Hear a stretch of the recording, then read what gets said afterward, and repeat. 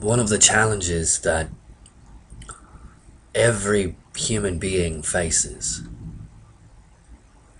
is reconciling their life, the very fact of their life. It's reconciling that you speak the language you speak, you live in the country you live in, you have the parents that you have the body that you have the education that you have, that everything that makes up what you consider to be your life is the way it is. That's the reconciliation. Commonly what happens is searching for reconciliation outside of the obviousness of this being the way it is. Well, if I just get a different body or a different job or a different girlfriend or boyfriend or a different sex level or a different drug experience or a different religious experience or a different spiritual experience or a different guru, or maybe that book will do it, or maybe if I can get that CD. As long as reconciliation with the obviousness that this is your life is taking place within the objects of the world, meaning you have a dependent strategy. Well, if I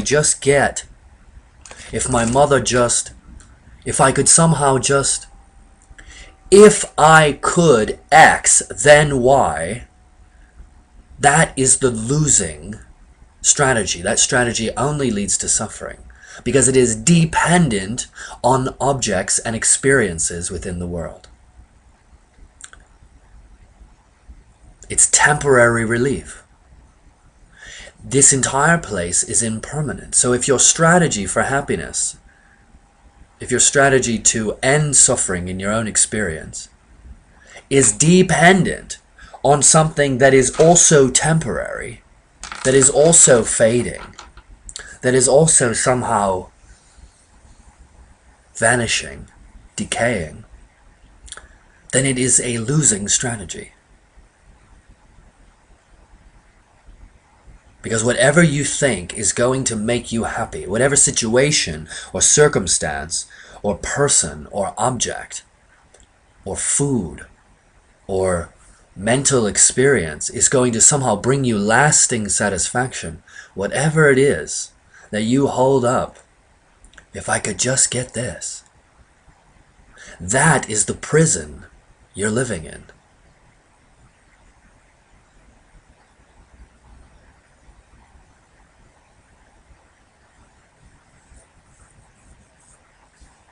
Everyone on earth experiences suffering. And the suffering is caused by the realities of our life. And it doesn't have to happen. The way to end suffering is to reconcile with the realities of your life. This is it. This is your life. This is the way the world is. This is the way the economies are. This is the way the governments are. Reconciliation is not accepting it apathetically, as in, fuck it, there's nothing I can do. It's literally just first arriving in the reality of the life you actually have. This is the way it is. Now, when that reconciliation is complete and full, this is the way it is. These are the laws of physics. This is how the consciousness appears to work. This is the language I have. This is the body I have. This is the amount of money I have. This is the people. These are the people in my life. Once that reconciliation is complete, and you can allow yourself to sit on earth and just let it be the way it is for a second without fighting it, without resisting it, without dreaming for it to be different. The allowance that comes from that reconciliation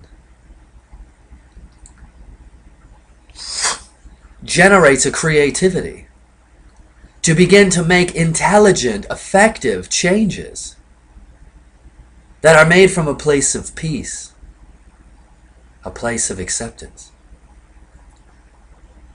a place of creativity that is not at war. You know when you're expressing yourself from a place of fear. You're trying to fix something because if you don't, then... Or someone you love will. Or something in your life will be lost. Or. You know when you're moving in that direction. When you're using fear to try to improve the situations of your life. But the fear is a lie. The fear is caused by the inability, just for a second, to reconcile the disagreement you have with the reality of your life. This can't be it. There's got to be something else.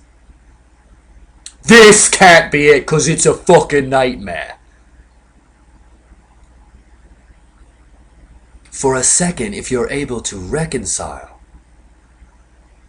that disagreement with the obviousness of the world, the obviousness of your body, the obviousness of social relations, the obviousness of economies, the obviousness of human desire, the obviousness of human suffering, suffering in general, animals, insects. Just for a second, if you're able to see the world as it actually is without resisting it. It's not the same as condoning the misery. It's just for a second being sane. This is how it is.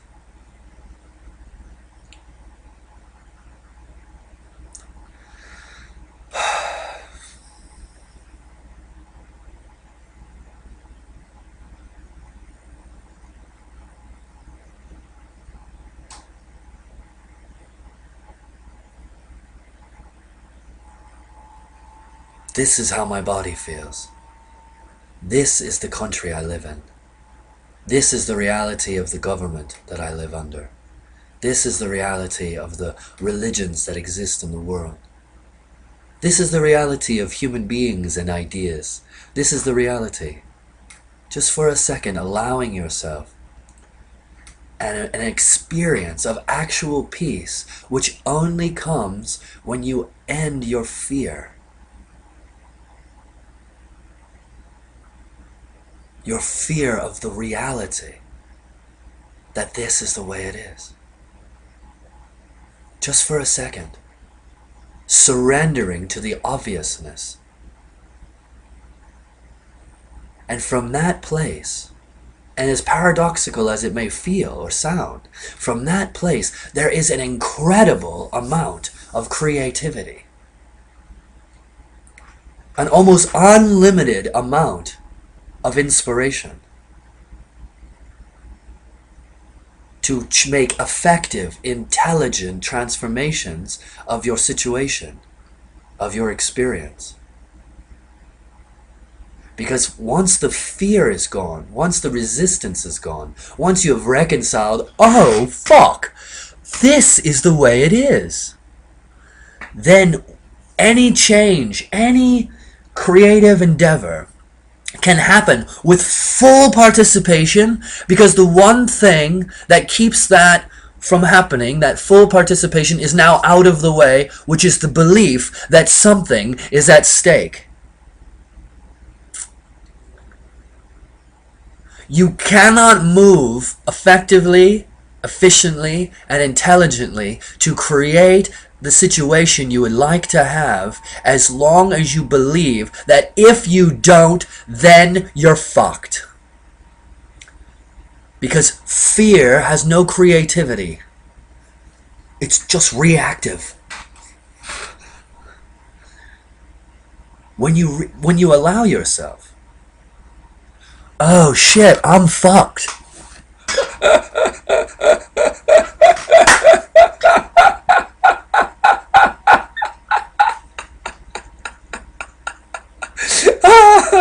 I'm doomed.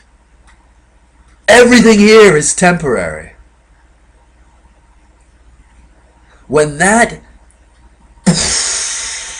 can honestly, completely enter into the vibrancy of your experience, when it becomes the fundamental truth, for lack of a better word, that you operate from, the reality that you're doomed, but not in that apathetic, total giving it all up, laying in bed depressed way, but just the vibrant reality that you're doomed, and that everything you see is temporary, that the earth is temporary, that the governments, the economies, your lover, your body, your thoughts, that everything is temporary. From that place, an incredible amount of inspiration is available. Creativity.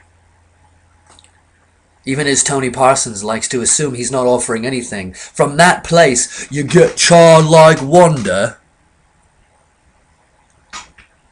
childlike awe, and fascination, and creativity.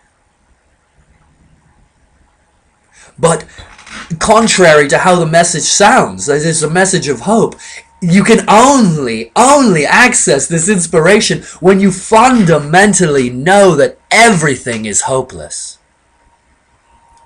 Everything is hopeless.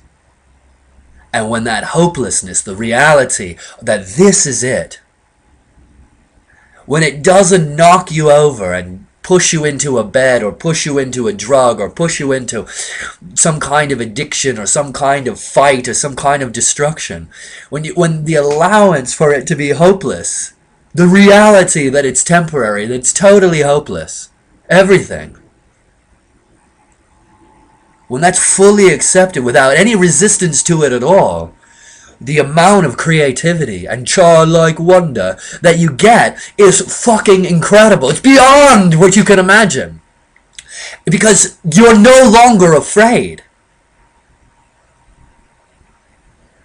You're no longer resistant to the reality that this is what green looks like, and this is what it's like here, and this is what Obama's speech was just like, and this is the challenges that face the people, that this is the suffering that will happen. And these are the things that we can try to do about it. You begin to land on Earth. You're on Earth with no hope whatsoever, and an endless amount of energy to create and play for absolutely no reason other than the fact that you can. That it's amazing.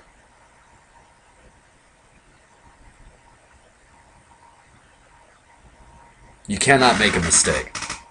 It's impossible. Thank you for your time.